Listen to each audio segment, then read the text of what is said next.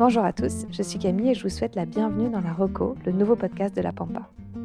Tous les mois, je vous retrouverai pour vous donner les trucs et astuces à connaître absolument pour débuter ou évoluer en voyage à vélo. Accompagné d'experts ou en solo, je fouillerai dans la malle à malice pour vous équiper du mieux possible en vue de votre prochaine aventure. J'espère que ce nouveau format vous plaira autant qu'il m'a plu de le réaliser. Et si c'est le cas et que ce n'est pas déjà fait, n'hésitez pas à vous abonner sur votre appli de podcast, mettre 5 étoiles à La Pampa ou m'écrire un petit message sur Instagram @sopampastique. Merci beaucoup. Les réparations à vélo. Ah, grand sujet. Faut-il être un MacGyver de la bicyclette avant son départ en voyage ou survivre sur la route est-il à la portée de tous les Jean-Claude Duss? Je vous dirais entre les deux. La Suisse, quoi. Pour vous décrire, pour mon premier voyage à vélo, et le deuxième aussi d'ailleurs, j'étais carrément partie sans chambre à air, sans rustine, à poil quoi. Oups! Bon, on était en France, pas dans la Pampa, donc ça s'est bien fini. Mais bon, on s'est quand même plus rencardé et équipé les fois suivantes. Alors dans ce premier épisode de La Reco, pour aider les bras cassés comme moi, mais aussi tous les autres, j'ai voulu tendre le micro à 2 expertes dans leur domaine. Des réparatrices de vélos aguerries aux chambres à air récalcitrantes, aux extractions de cuvettes et autres complexités du genre. Les experts du jour, vous les connaissez peut-être déjà. C'est Laureline et Julie, du Vintage Queen Bike Repair, un atelier ambulant de réparation vélo dans Nice, mais aussi un Instagram à suivre absolument pour des tips réparation et good vibe. Bonne écoute!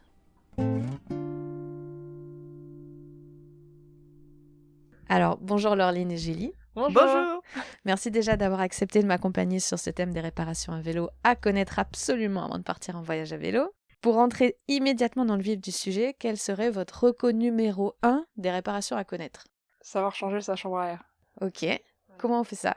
Alors il faut avoir son petit kit, avec des monte-pneus, une chambre à air de rechange à la bonne taille, pas crevée d'avance, et une pompe capable d'envoyer assez de puissance. Et puis après, il faut suivre nos formations. Hein.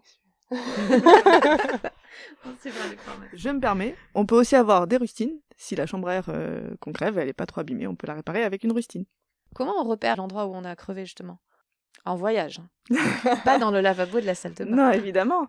Le principe, c'est déjà de la retirer, d'examiner le pneu, voir s'il y a un trou. Et si on la trouve pas, on retire la chambre à air, on la gonfle plus qu'il ne faut et on écoute au mieux qu'on peut. On essaye de sentir s'il y a évidemment une fuite d'air et c'est comme ça qu'on peut reconnaître. Ok, super. Et est-ce qu'on a un tip supplémentaire pour conclure là-dessus? Alors, plusieurs tips, moi je dirais. Toujours vérifier, passer les doigts, donc pas avec un gant, hein, à l'intérieur du pneu, voir s'il n'y a pas une petite épine. On le sentira forcément au bout du doigt. Deuxième chose, vérifier le fond de jante, qu'il n'y ait pas un trou avec une tête de rayon qui dépasse. Et que l'embout de valve soit bien droit. Et pas le mettre penché, parce que là, on est quasi sûr de crever aussi. De recrever. Ok. Bon, ça, c'était un tip que tu aurais pu me donner avant mon premier voyage à vélo, où on a crevé coup sur coup 2 fois, parce qu'il y avait une petite ronce. Mais bon, voilà. Ça nous a fait les muscles. C'est souvent petit. Regardez, ça, on l'a trouvé dans un pneu. Un clou de 5 cm de long. Je l'ai gardé en souvenir. Tu m'étonnes. Alors maintenant qu'on sait se sauver des clous, je vous propose de passer à la reco numéro 2. En reco numéro 2, je dirais savoir régler ses freins. Savoir si le freinage commence à diminuer, pourquoi il commence à diminuer. Donc identifier la cause d'une mauvaise efficacité. Donc est-ce que c'est les patins? Est-ce que c'est la gaine qui a commencé à se tordre et ça marche plus bien? Savoir, en fait, je pense que savoir comment ça fonctionne, ça permet d'identifier la panne. Par où passe le freinage en fait. Donc si jamais c'est desserré, qu'est-ce qu'on fait? Alors il y a l'astuce de serrer le freinage avec la petite molette qui est à côté du levier de frein.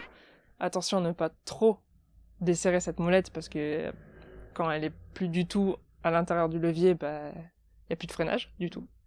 Et sinon, juste vérifier les étriers, qu'ils soient bien clipsés et bien fonctionnels. Ok. Et l'ultime, c'est quand ils sont trop usés, du coup, de les changer. Ça, Les patins, ouais. Ok.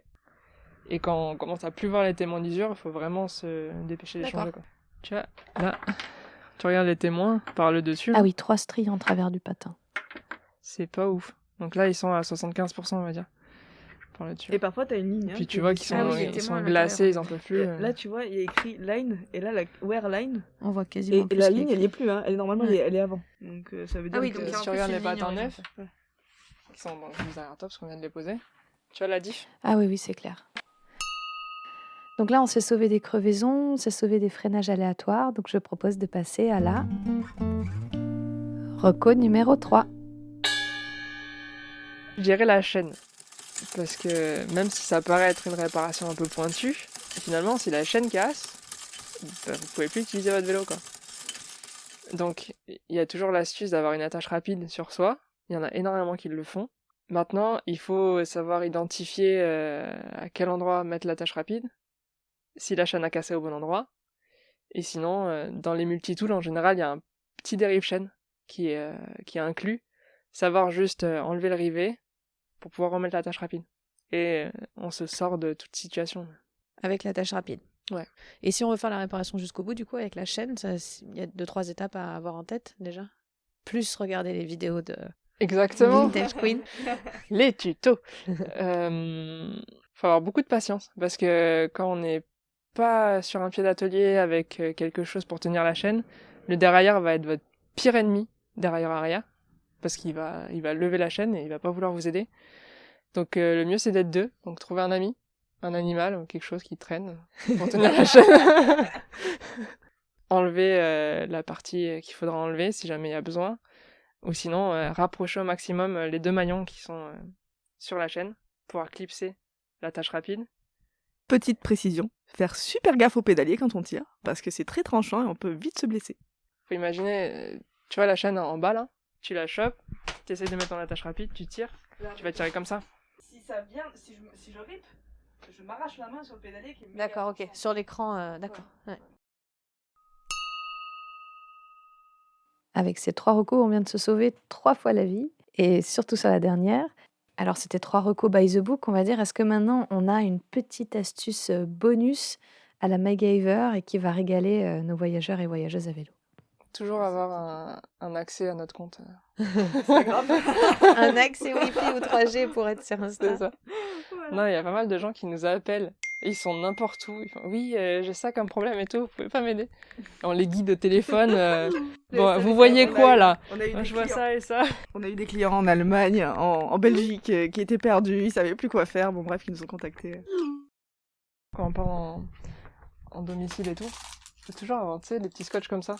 Petit scotch électricien. Ouais, je dirais, petite astuce supplémentaire, avoir du Chatterton dans la petite sacoche de réparation. Et 2-3 Riesland, Serflex, Tiraps et autres désignations pour cet outil magique. Voilà. Et le scotch, tu t'en sers pour quoi?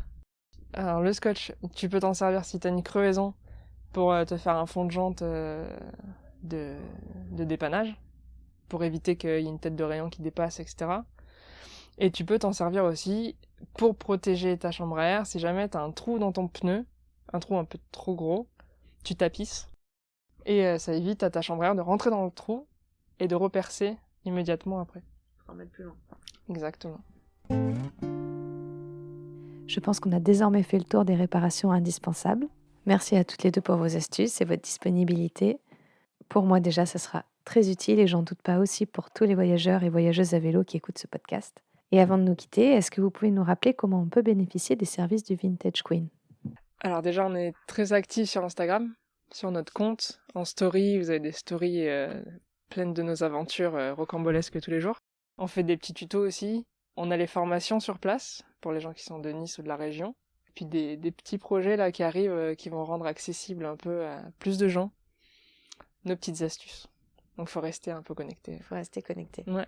Et l'atelier, je rappelle que c'est un atelier qui est mobile et du coup pour toutes les personnes qui sont sur Nice ou dans la région, il ne faut pas hésiter à appeler, soit passer à l'atelier, soit à appeler pour qu'on puisse venir chez nous et réparer les bébés. Exactement, sauf pour les restaurations, parce que ça prend plusieurs jours et que les gens ils aiment pas quand on reste dormir chez eux et tout.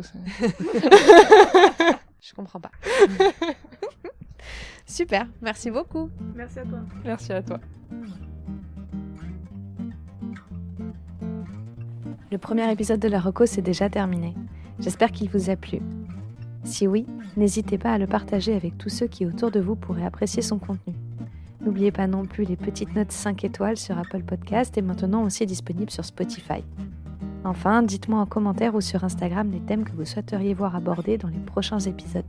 Les nouvelles musiques de la Roco sont toujours de Cédric Lavelle. Merci de votre fidélité et à dans 15 jours.